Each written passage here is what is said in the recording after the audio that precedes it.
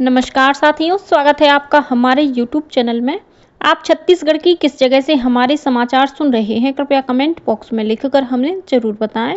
साथ ही हमारे चैनल को सब्सक्राइब करना ना भूलें। रायपुर से प्रस्तुत हैं छत्तीसगढ़ के प्रादेशिक समाचारों के साथ में रजनी शुक्ला। पहले मुख्य समाचार। बीजापुर और कांकेर जिलों में कल हुई अलग अलग मुठभेड़ों में 30 माओवादी मारे गए। डीआरजी का एक जवान भी शहीद। उप मुख्यमंत्री अरुण साव ने सिंचाई के लिए मुंगेली जिले के खुड़िया जलाशय से जल्द पानी छोड़ने के दिए निर्देश। रायपुर स्थित प्रदेश भाजपा मुख्यालय में आज पार्टी पदाधिकारियों की होगी बैठक। प्रदेश अध्यक्ष किरण सिंहदेव, मुख्यमंत्री विष्णुदेव साय और प्रदेश प्रभारी नितिन नवीन उपस्थित रहेंगे। और अगले 24 घंटों के दौरान मध्य छत्तीसगढ़ के कुछ स्थानों पर हो सकती है हल्की वर्षा। अब समाचार विस्तार से। बीजापुर और कांकेर जिले में कल सुरक्षा बलों के साथ हुई मुठभेड़ में 30 माओवादी मारे गए हैं। इस मुठभेड़ में डीआरजी का एक जवान भी शहीद हुआ है। बीजापुर जिले के पुलिस अधीक्षक जितेंद्र कुमार यादव ने बताया कि माओवादियों की मौजूदगी की सूचना पर कल सुबह जिले से district reserve guard, DRG, special task force, STF और कोबरा बटालियन की संयुक्त टीम बीजापुर और दंतेवाड़ा जिले की सीमा पर गश्त पर निकली थी। इस दौरान गंगालूर थाना क्षेत्र में सुरक्षा बलों और माओवादियों के बीच मुठभेड़ हुई। इस मुठभेड़ में 26 माओवादी मारे गए, जिनके शव बरामद कर लिए गए हैं। वहीं कांकेर नारायणपुर सीमा क्षेत्र में सर्चिंग अभियान पर निकली सीमा सुरक्षा बल, बीएसएफ और डिस्ट्रिक्ट रिजर्व गार्ड, डीआरजी की संयुक्त टीम और माओवादियों के बीच भी कल मुठभेड़ हुई। जिले के वरिष्ठ पुलिस अधीक्षक IK एलेसिला ने बताया कि इस मुठभेड़ में एक महिला सहित 4 माओवादी मारे गए हैं। केंद्रीय गृह मंत्री अमित शाह ने इसे जवानों की बड़ी सफलता बताया है।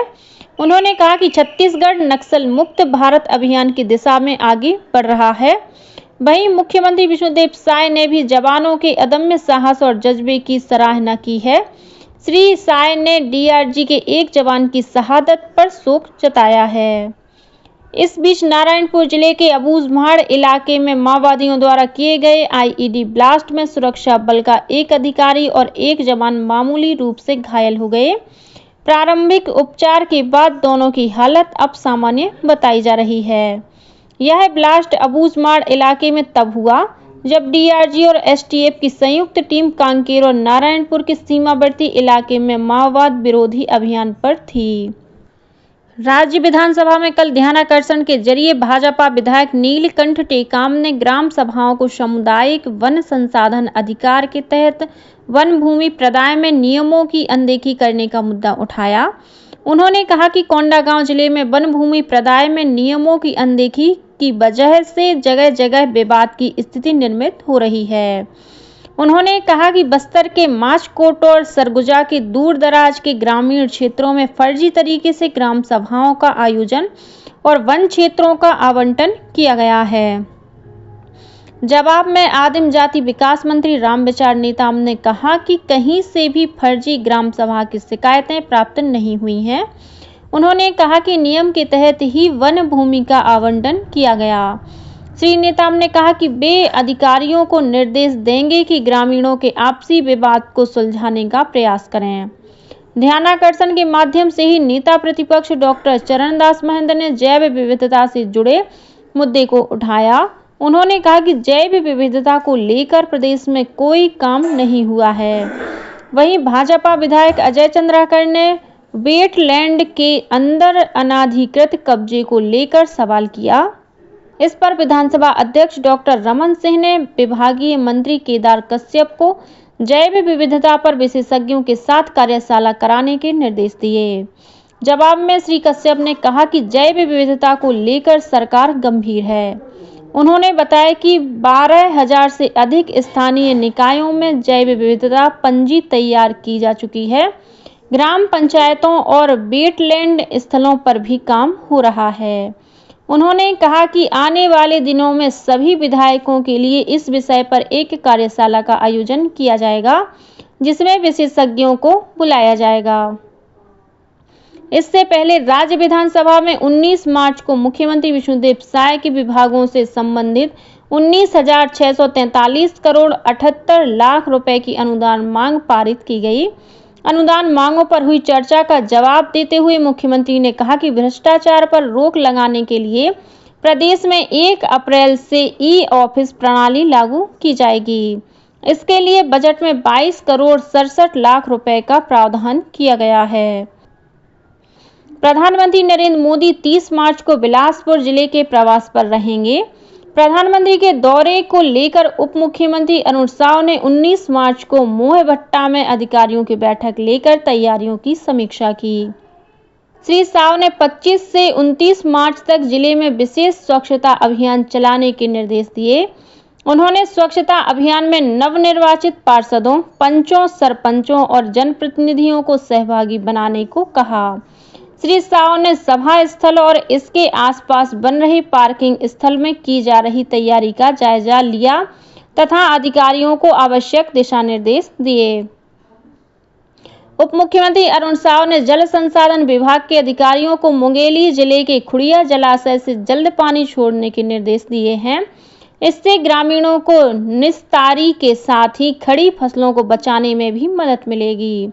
गौरतलब है कि लोरमी क्षेत्र के ग्रामीणों, जनप्रतिनिधियों और किसानों के प्रतिनिधि मंडल ने 19 मार्च को बिलासपुर में उप मुख्यमंत्री से मुलाकात कर खुड़िया जलाशय से निस्तारी के लिए पानी छोड़ने का आग्रह किया था। श्री साव ने इस पर संज्ञान लेते हुए अधिकारियों से कहा कि खुड़िया जलाशय से जल्द पानी छोड़ा जाए। केंद्रीय गृह मंत्रालय ने रायपुर स्थित परिसर को राष्ट्रीय न्यायालयिक विज्ञान विश्वविद्यालय के आधिकारिक परिसर के रूप में शामिल करने के लिए अधिसूचित किया है।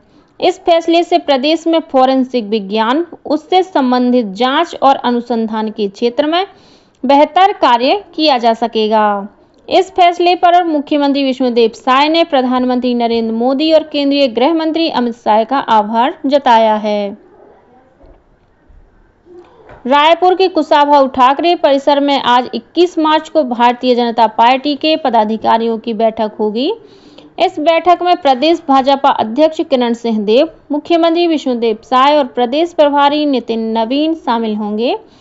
भाजपा प्रदेश महामंत्री जगदीश रोहरा ने बताया कि बैठक में प्रदेश कार्य समिति सदस्य, संभाग प्रभारी सह प्रभारी, जिला संगठन प्रभारी सह प्रभारी, जिलाध्यक्ष, निवर्तमान जिलाध्यक्ष, सभी मोर्चों के प्रदेश पदाधिकारी, सभी प्रकोष्ठों के प्रदेश संयोजक, सह संयोजक, सभी महापौर, नगर पालिक नगर पंचायत अध्यक्ष, सभापति, जिला पंचायत अध्यक्ष, उपाध्यक्ष और जनपद पंचायत अध्यक्ष भी शामिल होंगे। राज्यपाल रमेन डेका ने विश्व योग प्रतियोगिता में भाग लेने के लिए छत्तीसगढ़ के प्रतिभागियों को 50,000 रुपए की सहायता राशि प्रदान की है। ये प्रतिभागी अगले महीने मलेशिया में आयोजित होने वाली 16वीं विश्व योग प्रतियोगिता में भारतीय दल का प्रतिनिधित्व करेंगे। कल राजभवन में प्रतिभागी खिलाड़ी साक्षी वर्मा और विभांशु बंजारे के साथ उनके योग प्रशिक्षक नमेश कुमार साहू ने राज्यपाल से मुलाकात की। इस दौरान श्री डेका ने दोनों प्रतिभागियों को 25-25 हजार रुपए की अनुदान सहायता राशि स्वीकृत कर उन्हें बेहतर प्रदर्शन करने के लिए शुभकामनाएं दी।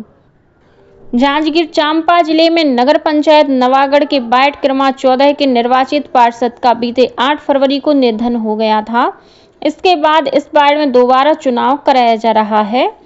राज्य निर्वाचन आयोग ने इसके लिए निर्वाचन कार्यक्रम जारी कर दिया है। यहां 8 अप्रैल को मतदान होगा और मतगणना 11 अप्रैल को की जाएगी। और अब पेश है मौसम का हाल। बंगाल की खाड़ी से आ रही नमी के कारण आगामी 24 घंटों के दौरान मध्य छत्तीसगढ़ के जिलों में कुछ स्थानों पर हल्की वर्षा होने अथवा गरज चमक के साथ छींटे पड़ने की संभावना है। मौसम विज्ञानी HP चंद्रा ने बताया कि इससे प्रदेश के तापमान में कुछ गिरावट हो सकती है। और अब कुछ अन्य समाचार संक्षेप में। रायपुर जिला पंचायत के चुनाव में भाजपा समर्थित नवीन अग्रवाल ने जीत हासिल की है। उन्होंने कांग्रेस समर्थित वतन चंद्राकर को 2 वोट से हराया।